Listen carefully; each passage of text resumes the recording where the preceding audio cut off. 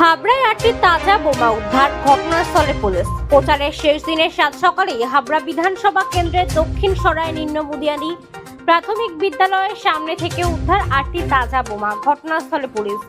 ইতিমধ্যেই খবর দেওয়া হয়েছে বোম স্কোয়াডকে। জনবহুল এলাকায় বোমা উদ্ধার ঘিরে চাঞ্চল্য। তৃণমূলের অভিযোগ, শান্ত হাবড়াকে অশান্ত করবার জন্য বিজেপি বোমা রেখে এই ধরনের আতঙ্কটি ছড়াচ্ছে।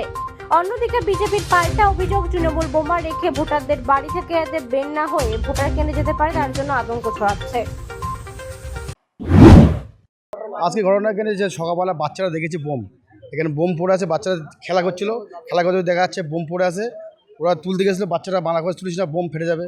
তো আমাদের এখানে কোনোদিন এরকম অশান্তি হয়নি, কোনো সময় কোনোদিনই এরকম হয়নি ঘটনা।